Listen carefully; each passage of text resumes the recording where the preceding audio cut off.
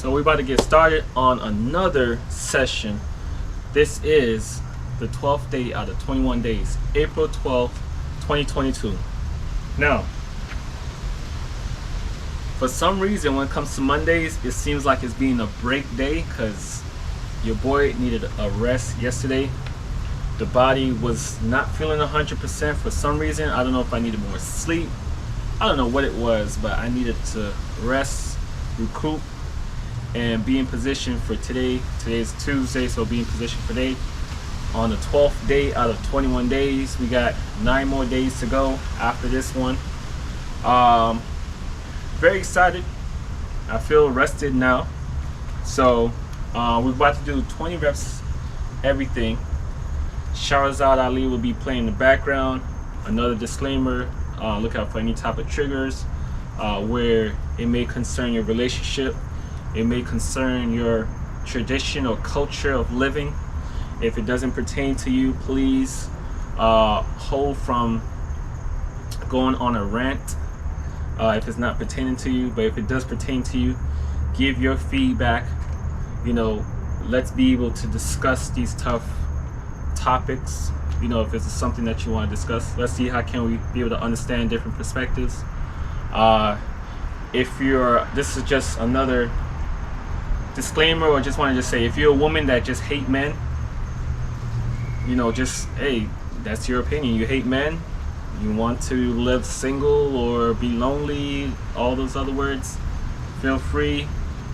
If there's no good men around, might want to relocate somewhere where there are good men. For the men that's understanding that, hey, some of your decisions came with some consequences. Either you're cheating, you are yelling in your relationship, something you probably want to evaluate. You know, why is that happening? Things like that. So those are some of the tips of, hey, this channel, this documentary, this audiobook in the background is trying to see how can we be able to come together, not to continue staying separate and just be for what it is. How can we understand these difficult topics, get past these difficult topics, and create a new chapter of unity? We say unity is out there, but as far as in the household, how can we continue unity? All right. So with that being said, about to get started. 20 reps, everything, and let's get started.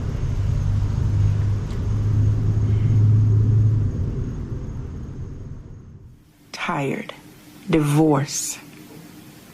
As we all know, the black woman becomes very vindictive and hostile when she is divorcing the black man, generally no matter what the reason for the separation. She has learned a great deal from the blood-sucking tactics of attorneys who have perfected the ways to take everything a man has when they divorce. The black woman, in trying to mimic them, hires shyster lawyers to get the most that she can from her divorce. She is not concerned with the amicable parting, and she is not concerned as to whether or not the black man has enough funds left to live on or to remarry and start another family. She could care less. Her attitude is that if he doesn't want me or did this or that to me, then he doesn't deserve to live. She wants him to suffer the kind of pain of rejection she does. And if the only way to hurt him permanently is in his wallet, then so be it. Certainly, black children must be provided for, and part of the provision is money. Some of her stories of child support and living expenses are often exaggerated to fit the situation. She wants the black man to pay for not being with her. It should be mentioned that if the black man divorces the black woman, the reasons are usually not unfounded. She either did something or wouldn't do something. If he doesn't want her anymore, it's for a reason. A black man keeps a good woman who pleases him no matter who else he meets or who else he adds onto his life. On the other hand, if she divorces him, The reason just might be anything, and are much too numerous to list here.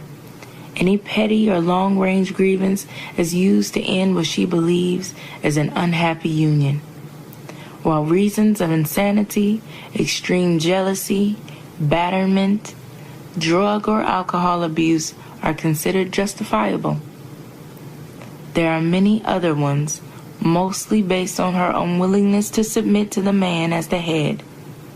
The sympathy always leans towards her. When the black man's family is weaseled away from him, often by persons he has no control over, sometimes it's his mother-in-law, ex-friends, her girlfriends, or a stranger. It is a very emotionally sensitive time for him. It is always worse when his woman falls out of love with him because rumor mongers and misadvice by others. In this society, all of the sympathy and support is usually thrown towards the woman, especially if she has children. Others become concerned about where she will live, how she will support herself, what will become of the children, will she have transportation, does she have a babysitter, etc.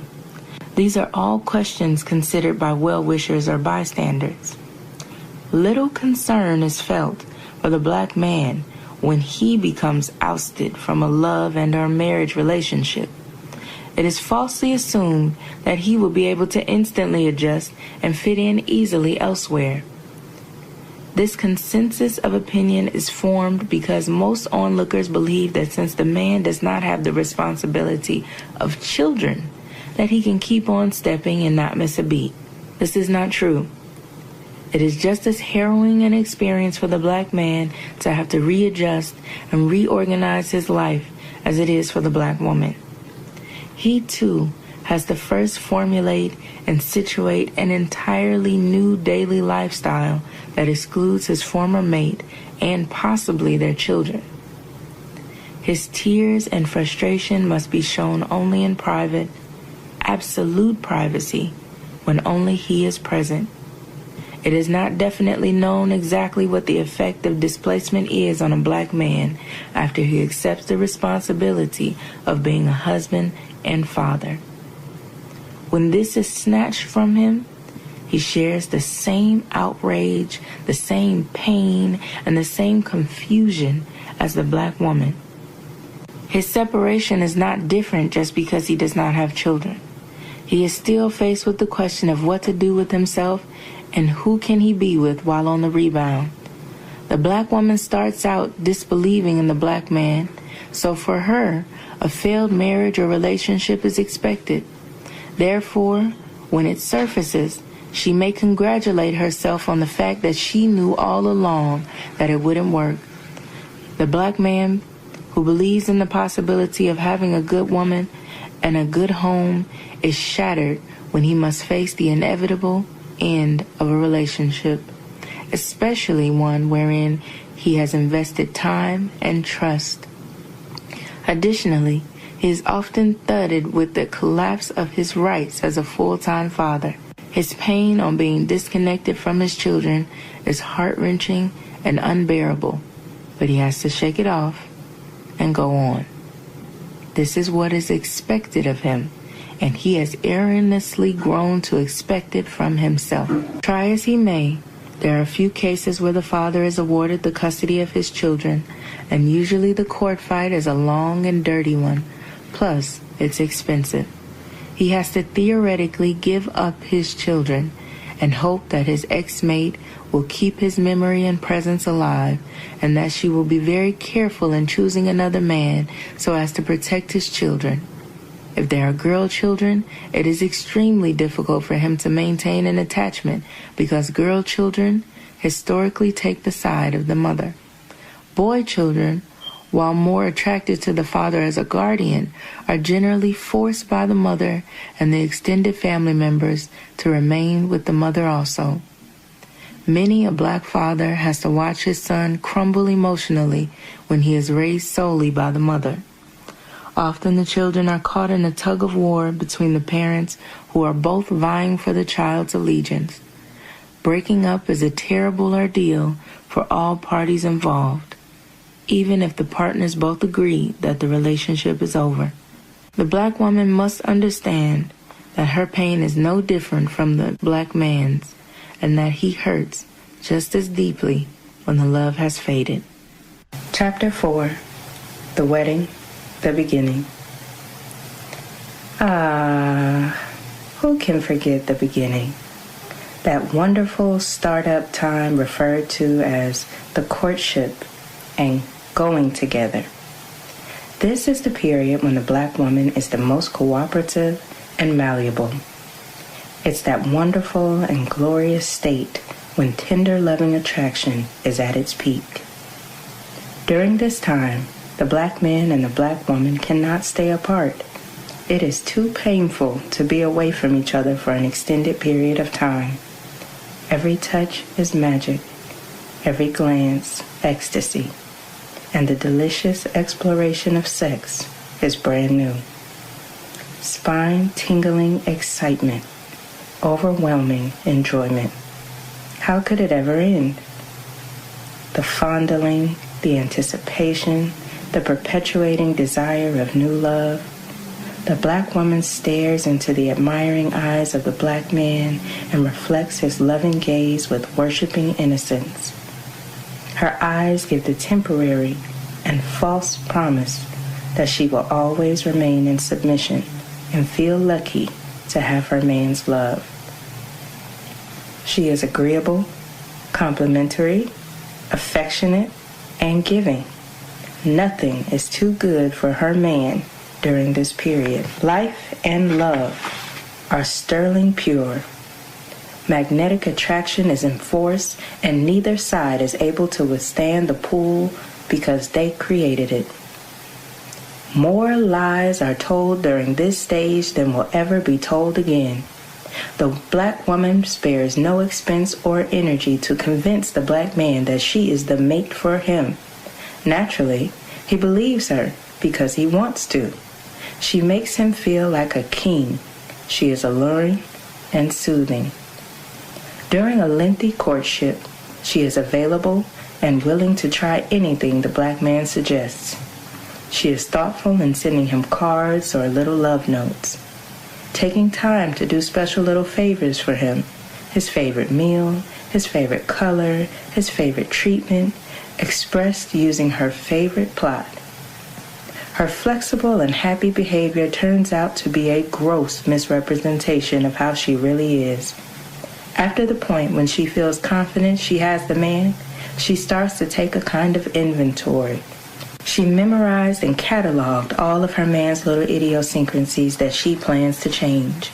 She believes she will be able to change the black man by subtle prodding and sweet requests. Sometimes these changes are monumental rearrangements of his personality that he has had all of his life. Nevertheless, she thinks that he can change, and she does not doubt that she is the one to change him. The black man knows nothing about this plan and believes that she accepts him as he is, just as he has accepted her. It may take quite a while for the initial passionate attraction to subside, and it's a fun-filled time of dating, dinners, travel, calls, and uninhibited sexual play. The black man thinks that her attentions and interests will last indefinitely. The black woman knows that they will not. She weans him slowly, using excuses and justifiable-sounding explanations. When the black woman becomes busy with normal life activities, the first thing she gives up, eliminates, or sacrifices is loving attention to the black man. She believes that after she gets him, he is expendable and adult and should understand when she has more pressing things to do. If anything has to be squeezed in, it's him. If anything has to be squeezed out, it's also him. Instead of his care being paramount, it becomes something the black woman does on the run. While it is a natural occurrence for work, the house, and the children to take up a certain amount of time, it's not a natural occurrence for the loving attention to the black man to stop. The time may become shorter to express it, but it should not become more infrequent. If the black woman develops giving attention to the black man as part of her daily living, it would preserve the thrill of the relationship and establish a closeness not always based on sexual intimacy. It's not that she necessarily takes him for granted, it's just that she does not place the right value on his presence. In some homes, he walks into the house and is completely ignored. He is often made to feel like an intruder in his own household, someone who is sometimes in the way of other things and people who are more important to the black woman than the black man. In younger women, the courtship may be altered a bit in thematic arrangement. Yeah. So, today, man, I don't know where to start. I think my eating habits could be a little bit better. I definitely had some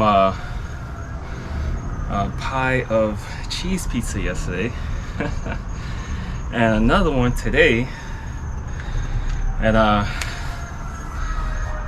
the shame did not kick in as yet, or the like, what are you doing, what are you eating, kick in. But I think it's more the back-to-back, having it, yeah, something I'm just gonna definitely work on and cut out and just call it a day. That's a big bug. Yeah, I'm gonna cut it out. It was fun while it lasts with the whole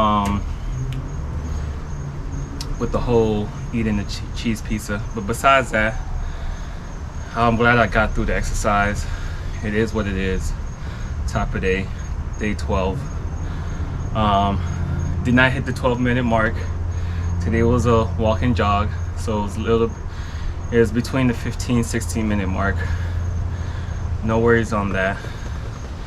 I'm gonna see how my body reacts tomorrow and Thursday in regards to eating this minor bad habit.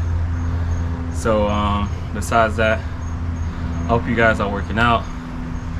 Hope you guys are finding this audio book by Shahrazad Ali to be helpful. Once again, it's to raise the awareness, bring up topics so we could be able to properly heal from these topics, be accountable and responsible for our situations. So with that being said, you guys take care.